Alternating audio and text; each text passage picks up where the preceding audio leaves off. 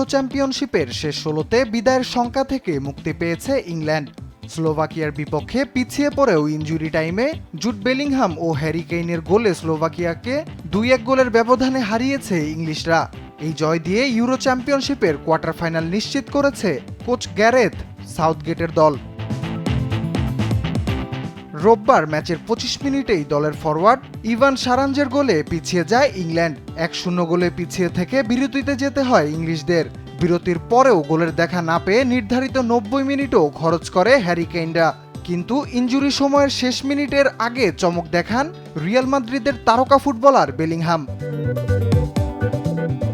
অসাধারণ বাইসাইকেল কিকে বল জড়িয়ে ইংল্যান্ডকে সমতায় ফেরান এই ফরওয়ার্ড। এরপর খেলা শুরু হয় অতিরিক্ত ৩০ মিনিটে।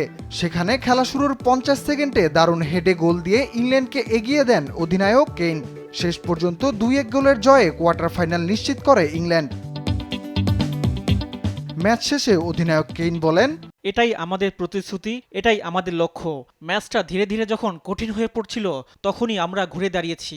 এক বিন্দুও কেউ ছেড়ে দেয়নি, শেষ পর্যন্ত লড়াই করে গেছে। জুডের যা করার ছিল সেটাই করেছে। গোলটিও অবিশ্বাস্য ছিল। শেষ ৮-এর লড়াইয়ে ৬ জুন সুইজারল্যান্ডের মুখোমুখি হবে ইংল্যান্ড। শনিবার বাংলাদেশ সময় রাত ১০টায় মাঠে নামবে দুই দল।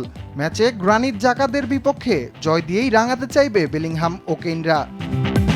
রাফিউল ইসলাম রাতুল, দেশ টিভি।